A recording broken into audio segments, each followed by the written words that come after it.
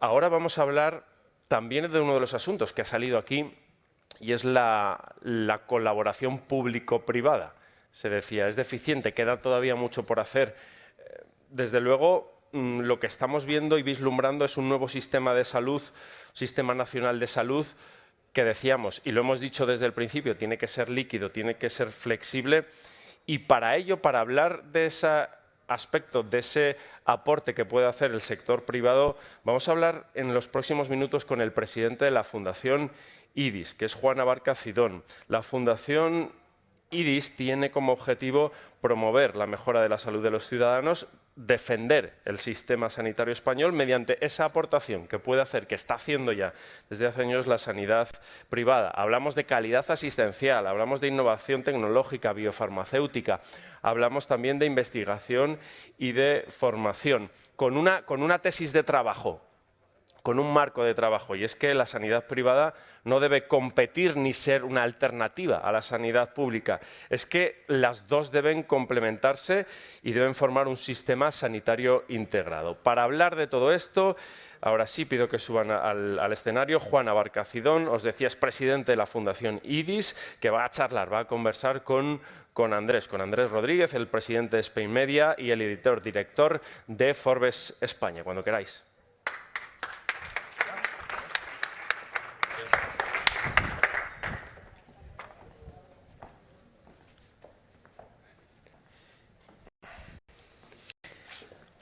¿Qué tal, Juan? Muy bien. Muchas gracias por darnos la oportunidad al IDIS de poder cerrar esta jornada en tu prestigiosísima publicación. Os pido disculpas, lo primero, si notáis cierta familiaridad en la conversación, es que somos amigos. Aparte. Pero eso un periodista ni debería decirlo ni debería notarse. Sí, sí. Pero bueno, lo quiero decir. Explícanos lo que es la Fundación. Vamos a empezar por las bases. Rápidamente, para no quitarle tiempo, la Fundación IDIS es una entidad que pusimos en marcha hace 12 años que aglutina a todos los representantes del emprendimiento privado en sanidad, es decir, la sociedad civil, porque el sistema sanitario público es del Estado, entonces todo lo demás.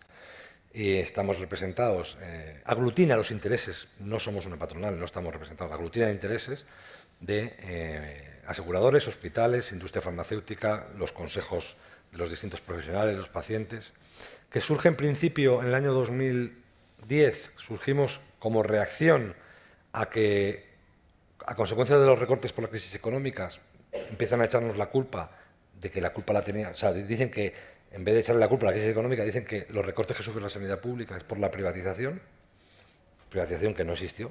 O sea, en realidad los modelos de concesión fueron 8 hospitales.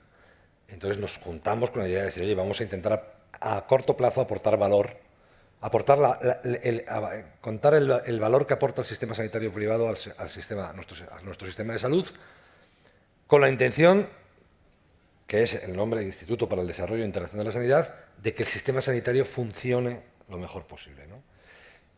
11 años después, yo creo que todo el mundo ya sabe lo que es el sector sanitario privado, lo que significa el doble aseguramiento, y además creo que la pandemia en ese sentido nos ha reforzado nuestra imagen, y hoy por hoy nuestra mayor preocupación es que el sistema sanitario funcione lo mejor posible y, en particular, que se reconduzca la situación del sistema sanitario público, que luego, si quieres, hablamos de ello, está en fase de colapso. Y eso, aparte de no atender adecuadamente la demanda de la población, nos acaba arrastrando a todos los demás, ¿no? Y eso es una desgracia para nuestro estado del bienestar. No sé si seguís a Juan Abarca en las redes, pero os lo recomiendo que lo hagáis. Su opinión durante la pandemia diaria, él emite diariamente una información, un artículo breve explicando cómo ha ido la pandemia, qué va a pasar en los siguientes días, si debemos relajarnos, ¿no?, etcétera. Ha sido uno de los grandes complementos a la información que recibíamos de las administraciones, a la información pública. ¿Cuál es la situación o cuál es el punto de partida hoy mismo, además, que nos quitamos las mascarillas a partir de ahora? ¿Con el COVID? Sí. Pues mira, está subiendo. ¿Sabes que esto hay que tener paciencia? Es decir, ahora sabemos que la gente que se vacunó en septiembre, octubre ya ha perdido la inmunidad humoral, los anticuerpos, posiblemente. No tenemos todavía un grado de conocimiento suficiente como para saber si hay inmunidad celular. Debe de haber algo, porque no se están viendo, salvo en gente no vacunada, no se están viendo por ahora grandes desastres desde el punto de vista sanitario, ¿no? Pero claramente, hasta que vayamos encontrando vacunas más eficaces, tratamientos más eficaces, técnicas diagnósticas que nos permitan confirmar que cada individuo, el estado de su inmunidad celular, vamos a tener que seguir haciendo vacunaciones. La cuestión es que esas vacunaciones, si se hace una vez al año o 2 veces al año, en un virus que por primera vez es un virus respiratorio que no es estacional. Entonces, yo creo que estamos más o menos con una situación controlada, aunque van a coincidir los eventos de la Semana Santa con la retirada de las mascarillas, vamos a subir, no sabemos el nivel de impacto que va a tener en los hospitales, y mi recomendación es que empezáramos ya la planificación de la vacunación a las personas vulnerables, es decir, a los mayores de 60, 70, 80 años, que fueron los que se vacunaron en septiembre. Y eso implica que a lo mejor luego hay que vacunarles en noviembre otra vez. Pues a lo mejor sí, o a lo mejor para noviembre tenemos un test que fácilmente y rápidamente y de manera barata te permite saber si uno tiene inmunidad celular o no la tiene. Y a lo mejor vienen vacunas de segunda generación o tercera generación que son esterilizantes. Y mientras tanto es lo que tenemos. Pero yo, no, con lo que hemos vivido y lo que ha pasado, no me arriesgaría, teniendo en cuenta que daño tampoco se va a hacer porque no se va a hacer daño, porque ya se ha visto que las vacunas no producen daño. Sobre todo a esos colectivos mayores, porque ha habido algún riesgo con alguna vacuna en gente más joven. Yo les vacunaba y con paciencia y seguiría esperando. ¿Cuáles son las conclusiones del informe IDIS de la Fundación que habéis publicado hoy? Bueno, hoy hemos publicado el informe Sanidad Privada Aportando Valor, que es el informe que publicamos, fue nuestro primer informe, con esa intención que he dicho al principio de poner en valor la aportación que hace el sector sanitario privado, que lo publicamos el primero en el año 2011. Y ahí, pues lo que venimos es a decir de una manera absolutamente objetiva la aportación que hace el sector sanitario privado en hospitales, en aportación de recursos que le ahorra el sistema sanitario público. No nos olvidemos que aquí cualquier euro que uno se gasta en el sistema privado se lo ahorra al sistema sanitario público, porque en teoría tiene un alcance universal y tiene amplísimas coberturas.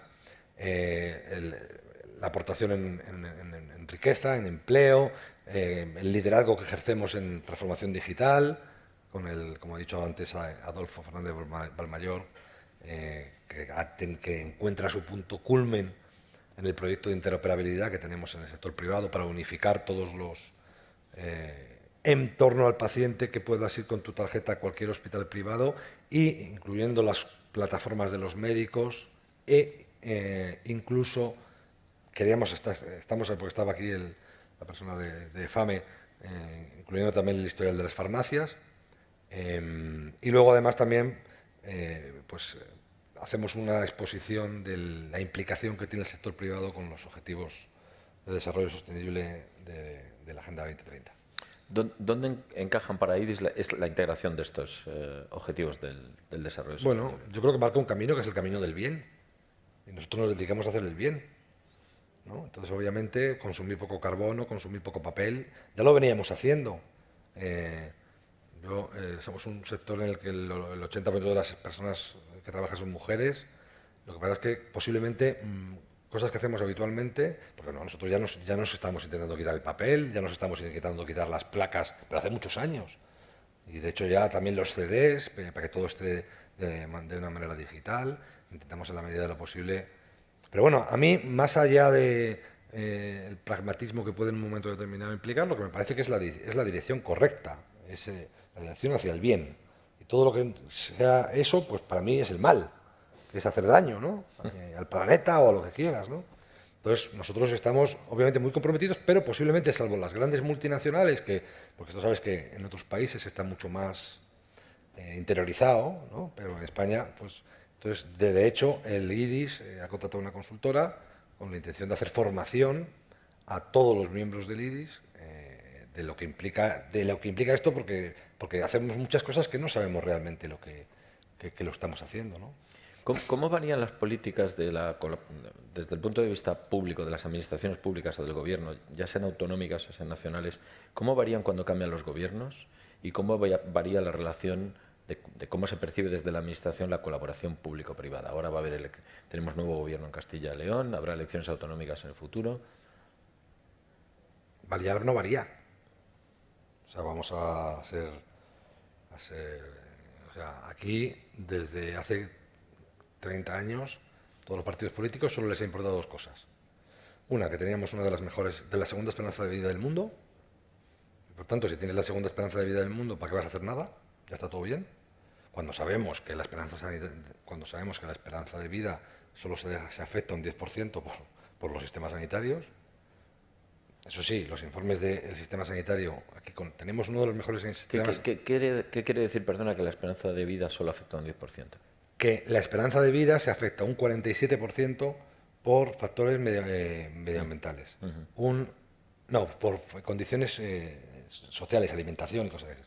Un 20 y tantos % por genética, otro porcentaje por condiciones medioambientales y el 11% sistema sanitario. Es por el sistema sanitario, ¿no? Entonces, eso sin querer mirar. Entonces, tenemos uno de los mejores sistemas sanitarios del mundo, sin querer mirar que, por ejemplo, en los informes que son mucho más objetivos de la Unión Europea, nuestro país sale pues, en una mediocre posición entre el 15 y el 20, ¿sabes? Pero bueno, aquí los políticos se han agarrado a eso y luego se han agarrado a otra cosa, fruto de la ideologización. Sí, y del sectarismo, que es lo único que importa es que el sector no caiga en manos privadas. Y eso lo han hecho los dos gobiernos, o sea, los dos partidos dominantes, el PP y el PSOE. Y al final, pues todos son igual de menos buenos. Porque en el fondo solo les importa que el sistema sanitario no les genere un problema a los efectos de la siguiente elecciones, ¿no? Pero vamos, lo estamos viendo ahora mismo con el Ministerio, ¿no? Que la situación que está pasando en el sistema sanitario, si ves que me voy calentando, me cortas, ¿eh? Como amigos que somos. Exactamente. O sea, la situación que estamos viviendo ahora mismo, obviamente no tiene ninguna culpa el gobierno actual de la situación del sistema sanitario público. Es como echarle la culpa del problema catalán. No tiene la culpa, esto es un problema de 30 años de evolución o de 40 años, ¿no? Pero claro, no se puede salir diciendo que está todo fenomenal y que el plan de inversiones tecnológicas, el plan INVEA de 790 millones de euros es un éxito absoluto. Primero, porque al revés, es el resultado del fracaso de unas políticas de falta de inversión que desde el año 2010 nos tenían en una situación de obsolescencia tecnológica. Segundo, han venido como consecuencia de los fondos del COVID. Y si no hubiera habido COVID, no renovamos las resonancias ni renovamos los TACs. Entonces, o sea, que eso se pueda vender como un éxito del sistema sanitario, porque está todo fenomenal.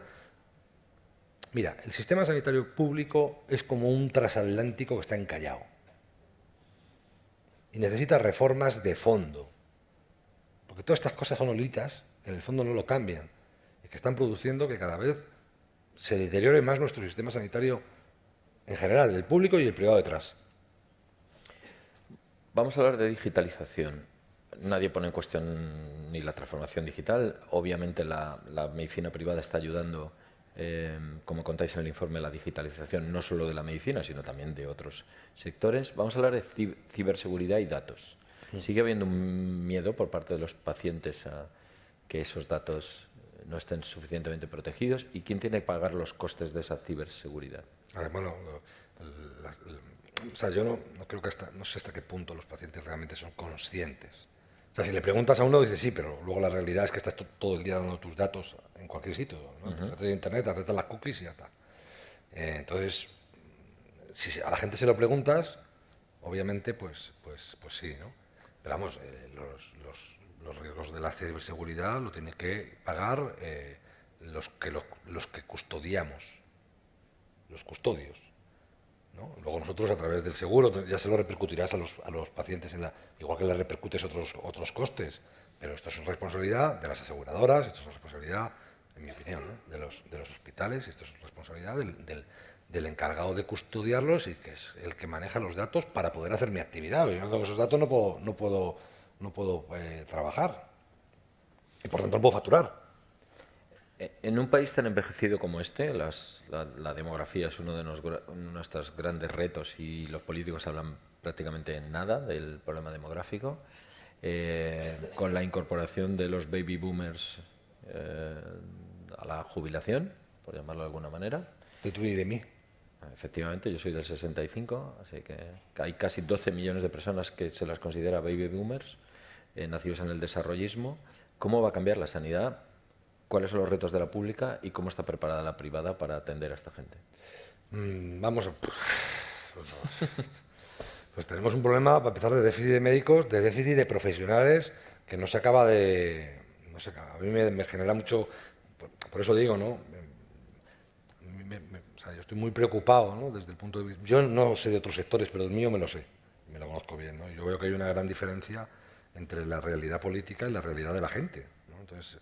igual que te he comentado que se está vendiendo políticamente, que es un éxito el dinero que nos han dado por el COVID para renovar las resonancias que teníamos que haber renovado hace 10 años, pues me parece igual, me parece exactamente, es que se me ha ido esto. No, te estaba hablando cómo está preparada la sanidad pública, sí, y cómo está la privada para la incorporación de esta sociedad, esta España envejecida, sí, que lo será más en apenas 5 años. Vale, entonces... sí, te estaba hablando, perdón, del déficit de los profesionales. Me resulta igual de sorprendente que políticamente se esté hablando de la jubilación anticipada de los profesionales sanitarios, pero si no tenemos profesionales. O sea, todo, porque al final es esa desconexión que existe entre la realidad. Hay un informe por ahí que dice que en 5 años vamos a tener un déficit de 9.000 médicos. Un déficit de 9.000 médicos. Y están hablando, discutiendo en el Parlamento sobre la jubilación anticipada de los profesionales sanitarios. Eso desde el punto de vista... O sea, yo creo que España es que tiene que no es una cuestión de... Por eso digo, necesita movimientos de fondo, no es una cuestión de darle olitas, ¿no? De decir, vamos a incrementar la financiación. No, necesitamos movimientos de fondo porque en el fondo estamos en un permanente... sistema de cinismo, por decirlo, de cinismo, ¿no? O sea, que porque tenemos un sistema de cobertura de alcance universal que se supone que cubre todo. Pero cuando algo no nos interesa cubrirlo, lo pasamos al sector sociosanitario y ya está. Y como no es sanitario, es sociosanitario, pero esa persona que necesita esos batidos porque tiene Alzheimer, ha cotizado toda la vida y ahora se lo niegas. Es decir, o sea, el sistema hay que refundarlo entero. Hay que considerarlo... ¿Puede refundarse un sistema cuando las inercias son tan grandes? Bueno, es que no nos va a quedar más remedio si no vamos a ir hacia una latinoamericanización del sistema sanitario con un sistema sanitario público, entendiendo el sistema sanitario asistencial y sociosanitario cada vez más con menos coberturas, con menos alcance. Lo estamos viendo con la medicación. O sea, el 50% de los fármacos de los últimos 4 años no están financiados en el sistema sanitario público. O sea, antes te tenías que ir a Houston porque hace muchos años, ahora ya no te tienes que ir a Houston para nada del cáncer, ¿no? Pero es que ahora te tienes que ir a Alemania, porque aquí no tienes el fármaco. Y en Alemania los tienen a 120 días, aquí los tienes a 517. Días de espera. Espera una vez que lo ha aprobado la EMA para que lo financie el sistema público. Y además un porcentaje importantísimo lo financia con un recorte de indicaciones. Esa es la realidad del sistema sanitario de nuestro país. Y la Dirección General de Farmacia del Ministerio saca un informe diciendo, el mismo día que sale este informe, que es el informe de la patronal europea, el mismo día, diciendo que estamos muy bien porque España cubre el 90% de los fármacos oncológicos aprobados por la EMA e incluye fármacos desde el año 1967. Juan, con lo vehemente que eres, ¿con cuántos ministros te has visto y les has explicado esto? A todos, muchos. ¿Qué hacen? Nada. Pero, bueno, o sea, yo no dejo de... O sea, pues hombre, pues me dicen que no están tan mal las cosas, pero yo creo que, o sea, yo creo que sé mucho más que los ministros, porque yo te pueden ofrecer un cargo en cualquier momento. No creo. Pero yo tengo el sector en las venas, yo soy parte del sector. Yo no estoy de paso en el sector, soy el sector, soy parte del sector. He nacido en este sector, y como tú en el de los medios de comunicación, y me moriré en este sector, no sé hacer otra cosa. Pues a mí, o sea, no me tienen que decir. Y luego tengo la suerte de que, aparte de que hablo con todo el mundo, represento, o sea, bueno, pues dirijo o sea, soy el presidente de la institución más aglutinadora del sector sanitario privado, con más de 100 instituciones. Hablo con todo el mundo de la industria farmacéutica, de la distribución, de la tecnología, con todos los consejeros. Y entonces a mí no me pueden dar, o sea, a nosotros no nos pueden dar gato por liebre. Y luego tengo la suerte de que tengo un hospital privado, un grupo grande de hospitales privados que además están en varias comunidades autónomas. Entonces yo veo que la gente se está haciendo pólizas a 20 euros y que tenemos lista de espera en la sanidad privada. Que la gente se hace pólizas porque el sistema público no funciona. Porque antes era porque hacíamos las cosas mejor, con más eficiencia, con más agilidad, pero ahora es porque la gente no accede a la atención primaria. Y la gente se hace pólizas familiares a 30 euros porque, mira, a mí me llama, yo qué sé, pues mucha gente me llama, no, es que tengo un vértigo, me han dicho que me tengo que hacer una resonancia por si tengo un nódulo en el cerebro, pero es que me dan resonancia, me dan fecha para dentro de un mes en la sanidad privada, en mis hospitales. Entonces, claro, tú ves la angustia que tiene esa gente, pero yo te digo ahora, que es lo que a mí me afecta y me da pena, los 35 millones de personas que no tienen sanidad privada. Y te dan la resonancia para dentro de 8 meses. ¿Y qué haces? ¿Qué hace esa gente? Entonces, creo que tenemos una obligación moral. Esta mañana hemos presentado el informe, había muchísimos medios de comunicación. Yo les he dicho, esto solo lo podéis arreglar vosotros, porque yo puedo ir contando esto en todos los sitios, pero o sea, nosotros nos hemos cansado. Yo me he cansado de ir a ver como IDIS, a políticos para contarles, porque todos te dicen que sí, fenomenal, pero de caso. Por eso en el 2019 cambiamos la estrategia totalmente, dejamos de hacer los bolos y sacamos un manifiesto que dice, mira, háganlo ustedes como quieran. Como quieran. Ya no hacemos más propuestas. Porque además, cada vez que haces una propuesta parece que tienes interés. Si a mí me da lo mismo. Si la sanidad privada va bien y va a seguir yendo bien. Y además es que la sanidad pública no puede dar la demanda completa si no tiene la sanidad privada. Pero desde el principio. O sea, conceptualmente, es imposible. Si hay 11 millones de personas que tienen el 30% de la actividad sanitaria de este país se hace pagado por el doble aseguramiento. Y si le suman los conciertos, el 40%. Y seguimos todavía resistiéndonos a normalizar cuando se está consiguiendo el efecto contrario. Es decir, tú fíjate, o sea, qué contradictorio, ¿no? O sea, por no normalizar, que yo no quiero aumentar, normalizar la asistencia sanitaria privada, que haya continuidad asistencial entre el sector público y el sector privado para evitar duplicidades, para evitar ineficiencias, que colaboremos. Lo que se hace es, se aísla la sanidad privada, la pública cada vez va peor, y la gente ¿qué hace? Recurre al sector privado pagando. ¿Hay mayor privatización que esa? O sea, están intentando evitar la privatización, todo el día en contra demonizando la privatización sanitaria, y resulta que, como no son capaces de arreglar el sistema sanitario público, porque las autoridades políticas, lo primero que dicen es que está todo fenomenal, se está demorando, pero todo está fenomenal, no hay que hacer nada. La gente, ¿qué es lo que hace? Pólizas a 30 euros. Es decir, eso es la privatización sanitaria, realmente. Que la gente tenga que recurrir, que pagárselo de su bolsillo para ir y no el hecho de la colaboración.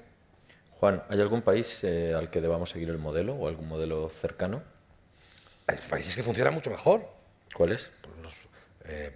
Vamos, Holanda es de los mejores del mundo, Singapur, son países con indicadores, con resultados. Si es que el problema, es que, por eso digo, hemos tenido un sistema con sobre todo lo que tenemos es mucha voluntad de que funcione bien. Hemos tenido tenemos unos profesionales que se forman muy bien.